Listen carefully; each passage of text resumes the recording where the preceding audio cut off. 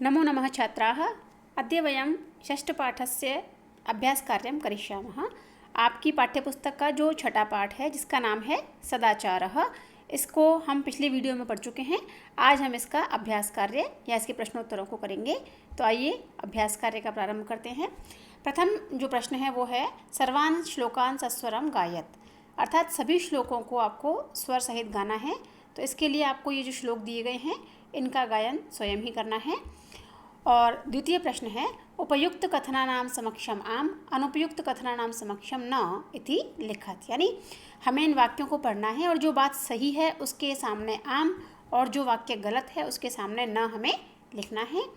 तो प्रथम वाक्य है प्रातः काले ईश्वरम स्मरेत, यानी सुबह सुबह हमें ईश्वर का स्मरण करना चाहिए, यह बात सही है, अतः आएगा आम। द्वितीय वाक्य है अनृतम ब्रूयात, अनृतम का अर्थ होता है झूठ, क्या हमें झूठ बोलना चाहिए, तो ये बात गलत है, इसलिए आएगा यहाँ पर ना। तृतीय वाक्य है मनसा श्रेष्ठ जन्म सेवित, अपने मन से जो श्रेष्ठ व्यक्ति है उसकी सेवा करनी चाहिए, तो यह बात सही है, अतः यहाँ आ गया आम।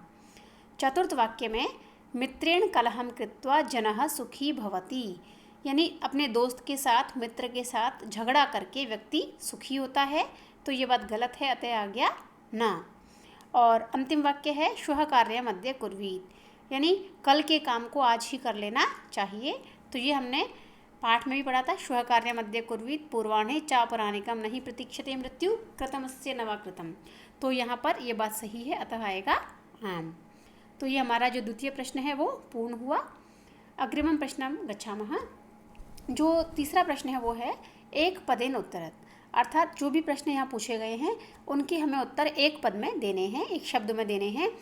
प्रथम है कह न प्रतीक्षते, हमने अभी भी सुना था नहीं प्रतीक्षते मृत्यु कृतमस्य नवा कृतम, यानी मृत्यु प्रतीक्षा नहीं करती है। प्रश्न में पूछा गया है कौन प्रतीक्षा नहीं करता है, तो उत्तर क्या हो गया मृत्यु या समय या काल प्रतीक्षा नहीं करता है, तो इसका उत्तर आएगा मृत्यु। द्वितीय प्रश्न है सत्यता कदा व्यवहारे स्यात्, यानी हमारे व्यवहार में सत्यता कब होनी चाहिए, तो इसका उत्तर क्या है सर्वदा, यानी हमेशा, जब भी हम व्यवहार करें हमेशा सत्य हमारे व्यवहार के अंदर होना चाहिए। और तृतीय प्रश्न है किम ब्रूयात, क्या बोलना चाहिए, कैसा बोलना हमको चाहिए, तो इसके हमारे पास कई विकल्प हैं। हम सत्य लिखेंगे तो भी सही है, प्रिय लिखेंगे तो भी सही है, और सबसे उचित विकल्प है प्रिय सत्य, यानी हम सत्य बोलें प्रिय बोलें, और सबसे अच्छा है प्रिय सत्य, यानी ऐसा सत्य बोलो जो दूसरों को प्रिय हो। तो हम इनमें से कोई भी लिख सकते हैं, किंतु जो अंतिम विकल्प है वो सबसे अधिक उचित है। चतुर्थ प्रश्न है केन सह कलहम कृत्वा नरः सुखी न भवेत्, यानी किसके साथ, केन सह यानी किसके साथ, कलहम यानी झगड़ा करके व्यक्ति सुखी नहीं होता है, तो इसका उत्तर क्या होगा मित्रेण, अर्थात मित्र के साथ झगड़ा करके व्यक्ति सुखी नहीं होता है। और एक पदेन का अंतिम प्रश्न कह महारिपु अस्माकं शरीरे तिष्ठति, कौन सा महारिपु यानी बहुत बड़ा शत्रु दुश्मन हमारे शरीर में ही रहता है, तो हमने जो श्लोक में पढ़ा था आलस्यम ही मनुष्याणाम शरीरस्थो महान रिपु नास्ति उद्यम समो बंधु कृत्वा यम नावसीदति, तो क्या उत्तर होगा इसका आलस्यम, यानी आलस्य हमारा सबसे बड़ा शत्रु है जो हमारे शरीर में रहता है। जो चतुर्थ प्रश्न है वो है रेखांकित पदानि आधृत्य प्रश्न निर्माणम कुरुत, यानी हमें ये जो वाक्य दिए गए हैं इनमें जो पद रेखांकित है अर्थात जिसके नीचे रेखा लगी हुई है उसको आधार बना करके प्रश्न का निर्माण करना है। तो पहला है मृत्यु न प्रतीक्षते, मृत्यु प्रतीक्षा नहीं करती है, तो मृत्यु इसमें अंडरलाइन है, तो इसका बनेगा कह न प्रतीक्षते, क्योंकि मृत्यु जो शब्द है वो पुल्लिंग प्रथमा एकवचन है, तो पुल्लिंग प्रथमा एकवचन का किम शब्द का रूप यहाँ आ गया कह। द्वितीय है कलहम कृत्वा नरः दुखी भवति, जो झगड़ा है उसको करके व्यक्ति दुखी होता है, तो झगड़े को इसके लिए आ जाएगा किम। और कलहम जो शब्द है ये पुल्लिंग में भी चलता है, तो आप इसकी जगह कम भी लिखेंगे तो भी सही होगा, तो किम या कम दोनों ही इस स्थान पर आ सकते हैं। और तृतीय जो है पितरम कर्मणा सेवित, इसमें पितरम शब्द जो है ये पुल्लिंग का द्वितीय विभक्ति का एक वचन है, पिता को कर्म से सेवा करो, तो इसमें जो उत्तर आएगा प्रश्न निर्माण का वो कम ये आएगा, क्योंकि ये कम जो शब्द है ये भी किम शब्द का पुल्लिंग का द्वितीय विभक्ति का एक वचन है, तो इसे हम किसी भी प्रकार लिख सकते हैं। चतुर्थ जो प्रश्न निर्माण का वाक्य है वो है व्यवहारे मृदुता श्रेयसी। इसमें अंडरलाइन जो शब्द है वो है मृदुता। तो मृदुता व्यवहार में श्रेयस्करी है, अच्छी है। तो इसमें मृदुता जो है ये स्त्रीलिंग का प्रथमा का एक वचन है, तो किम शब्द का स्त्रीलिंग का प्रथमा का एक वचन होगा का। और इस वाक्य में अगले सर्वदा व्यवहारे ऋजुता विधेया, यानी हमेशा हमारे व्यवहार में सरलता होनी चाहिए। तो हमेशा का क्या प्रश्न बनेगा? कदा यानी कब। ये एक अव्यय है, सर्वदा भी अव्यय है और कदा भी अव्यय है। सर्वदा यानी हमेशा और कदा यानी कब। तो इस प्रकार हमारा ये जो प्रश्न निर्माण वाला प्रश्न है वो पूर्ण हुआ।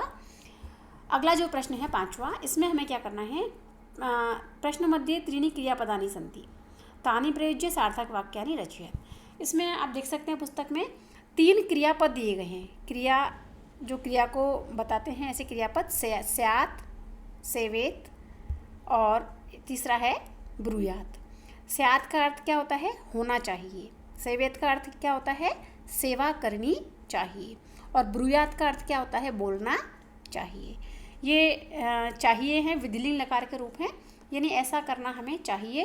तो होना चाहिए जहाँ उचित होगा वहाँ स्यात् आएगा, जहाँ सेवा करनी चाहिए अर्थ होगा वहाँ आएगा सेवेत, और जहाँ बोलना चाहिए वहाँ आएगा ब्रूयात्। तो आइए इन वाक्यों को पूरा करते हैं।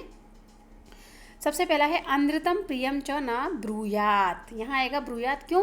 क्योंकि जो झूठ हो और प्रिय हो ऐसा नहीं बोलना चाहिए।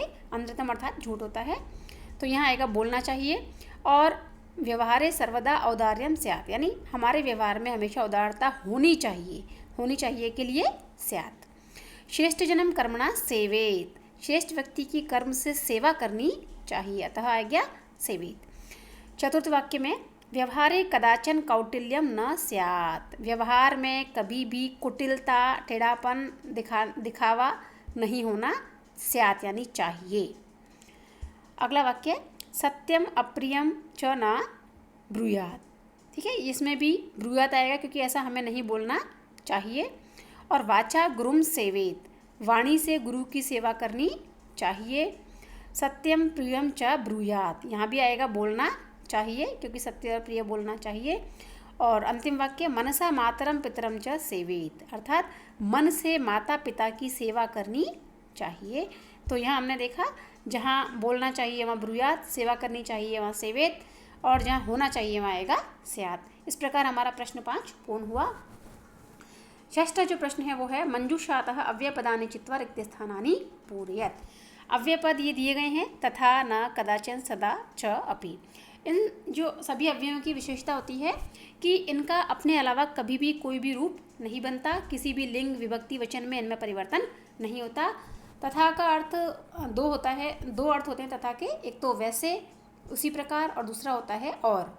ना का नहीं, कदाचन यानी कभी भी, सदा यानी हमेशा, च यानी और अपि यानी भी। तो इसके अनुसार हम इन्हें पूर्ण करते हैं। भक्तः सदा ईश्वरम स्मरति, भक्त सदा ईश्वर को स्मरण करता है। द्वितीय वाक्य असत्यम न वक्तव्यम, झूठ नहीं बोलना चाहिए। तृतीय वाक्य प्रियम तथा सत्यम वदेत, यानी प्रिय और सच बोलना चाहिए। लता मेधा च, लता और मेधा दोनों, इसमें च यानी और, ये 2 नाम हैं इसलिए यहाँ च आएगा। संस्कृत में नामों के अंत में च आता है, बीच में नहीं आता है। और अपि कुशली भवान, अपि का सामान्य अर्थ होता है भी, किंतु जब हम किसी प्रश्न को बनाते हैं तो प्रश्न के प्रारंभ में अपि लगाने से वो प्रश्नवाचक वाक्य बन जाता है। तो जैसे कुशली का आप क्या आप कुशल हैं, यह इसका अर्थ हो गया। और महात्मा गांधी कदाचन अहिंसा न त्यजत, महात्मा गांधी ने कभी भी अहिंसा को नहीं छोड़ा, अत्यजत यानी छोड़ा। इस प्रकार प्रश्न जो 6 है वो पूर्ण हुआ। और अंतिम प्रश्न है प्रश्न संख्या 7, चित्रम दृष्ट्वा मंजूषातः पदानि च प्रयुज्य वाक्यानि रचयेत्, यानी इस चित्र को हमें देखना है और इसको देख करके ये जो पद कुछ दिए गए हैं उन पदों को आधार बना करके हमें कुछ वाक्यों का निर्माण करना है। तो लिखति कक्षायां श्यामपट्टे लिखन्ति सह पुस्तिकायां शिक्षक छात्राः उत्तराणि प्रश्नं ते। ये सभी एक कक्षा से संबंधित चित्र है जिसमें कुछ बच्चे हैं, एक शिक्षक है, श्यामपट्ट है और अध्ययन चल रहा है। तो हमने कुछ वाक्य बनाए हैं कि शिक्षकः कक्षायां श्यामपट्टे प्रश्नं लिखति। शिक्षक कक्षा में श्यामपट्ट पर प्रश्न को लिखता है। द्वितीय, छात्राः पुस्तिकायाम् उत्तराणि लिखन्ति। बच्चे पुस्तिका में, अपने अभ्यास पुस्तिका में उत्तरों को लिखते हैं। और सह शिक्षकः बालकः पदं लिखति। वह शिक्षक श्यामपट्ट पर बालक इस शब्द को लिखता है। और केचन छात्रा श्यामपट्टम पश्यन्ति। कुछ बच्चे श्यामपट्ट को देख रहे हैं। और ते ध्यानपूर्वकम पठन्ति। ये सभी बच्चे जो हैं वो ध्यानपूर्वक पढ़ रहे हैं। किंतु इनमें हम इनके अलावा भी अनेक वाक्यों को बना सकते हैं। उन पदों को भी प्रयुक्त कर सकते हैं। उनके अतिरिक्त हम चाहें तो भी पदों को प्रयुक्त करके कितने ही वाक्य हम बना सकते हैं। किंतु कुछ उदाहरण के लिए हमने यहाँ पर दिए हैं। आप स्वयं भी अनेक वाक्यों का निर्माण कर सकते हैं। तो इसके साथ ही हमारा जो पाठ 6 है सदाचार, इसका अभ्यास कार्य यहीं पूर्ण होता है। धन्यवाद।